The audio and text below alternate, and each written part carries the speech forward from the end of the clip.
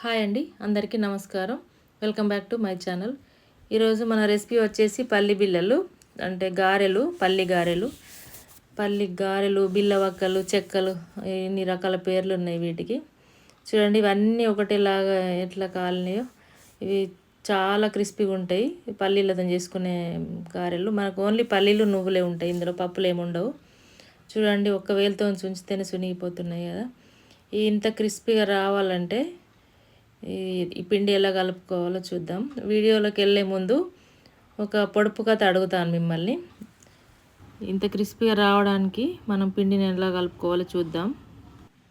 నేను కేజీ పల్లీలు తీసుకున్నా, కొంచెం వేయించి లైట్గా పొట్టు తీసి పప్పు చేసుకున్నా. ఇది నేను దీంతో కొలుసుకున్నా, ఈ చెంబుతోని.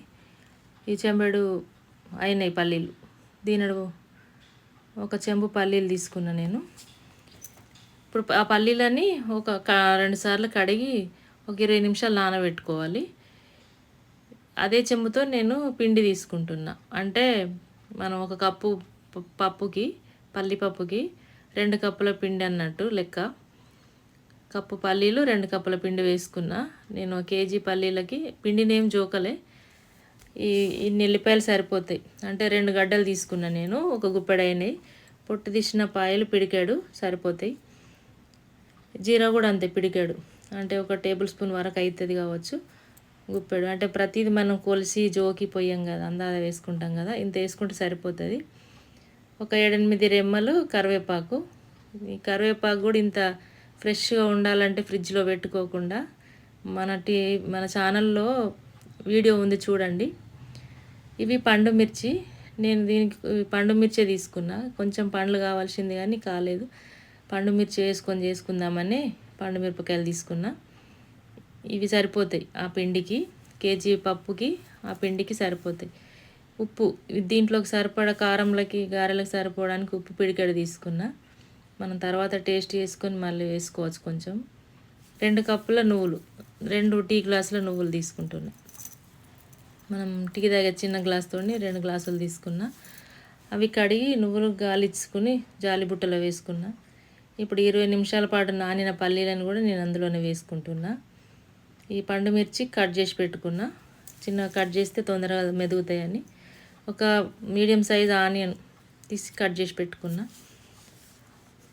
పచ్చిమిర్చి కొంచెం, పండు మిర్చి కొంచెం మెదిగిన తర్వాత ఆ ఉల్లిగడ్డలు వేసుకున్నా. పచ్చగానే వేసినవి ఉల్లిపాయ మిక్సీ పట్టుకున్నా. ఇప్పుడు ఎల్లిపాయ జీలకర్ర మనం మిక్సీలో వేసి పెట్టుకున్నాం కదా, అది కూడా ఇందులోనే వేసుకుంటున్నా. ఎల్లిపాయ జీరా మిక్సీ పట్టుకొని అందులో వేసుకున్నా. ఒకసారి కలుపుకున్న తర్వాత మనం పల్లీలు, నువ్వులు, నేను కరివేపాకు కూడా చిన్నగా కట్ చేసుకొని వీటిపైననే వేసుకున్నా. కరివేపాకును కడుక్కొని కట్ చేసి పెట్టుకున్నా. అందులో వేసుకొని పిండిలో వేసుకొని కలుపుకోవాలి అంతా. ఆ కారం పచ్చిమిర్చి కారం టైపే కదా, తొందరగా పొడి కారంలాగా కలవదు. అంత ముద్దలు అయితే దాన్ని అంతా మంచిగా కలుపుకోవాలి. కలుపుకున్న తర్వాత కొంచెం వాటర్ వేసుకొని సాల్ట్ చూసుకోవాలి.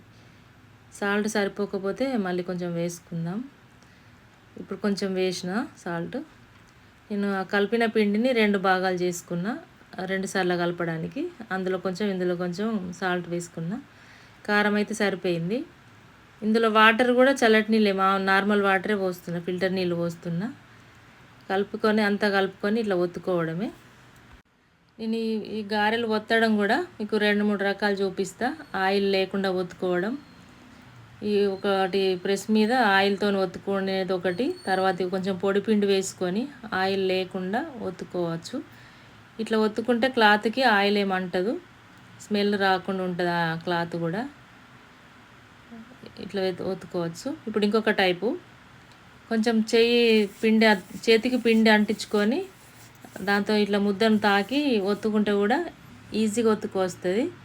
ఆయిల్ పెట్టిన దానికంటే ఈజీగా వస్తాయి. తీయడం చూడండి ఎంత ఈజీగా వస్తున్నాయో. మళ్ళీ దీన్ని మనం ఎట్లా వేసినా కానీ విరిగిపోవడం అట్లా ఏమి ఉండదు. ఇట్లా ఉండాలి. కొంచెం పిండి లూజ్ లేకుండా చూసుకోవాలి. మళ్ళీ మూకుట్లో వేయడం కూడా, ఆయిల్లో వేయడం కూడా చాలా ఈజీ. ఇట్లా తీసి అట్లా పడేయచ్చు, ఈజీగా వేసుకోవచ్చు అట్లా పొడి పిండితో ఒత్తుకుంటే. నేను ఇంకొక టైపు కూడా మీకు చూపిస్తా, ఒత్తి చూపడం. ఇట్లా వేసుకొని అన్నీ తిప్పుకుంటూ ఉండాలి. ఫ్లేమ్ని మీడియంకి హైకి చేసుకుంటూ కాల్చుకోవాలి. ఎక్కువ హైలో ఉంచితే కూడా మాడిపోతాయి బిళ్ళలు. లోపల వరకు గాలక ముందే మాడొస్తూ ఉంటాయి కమరు.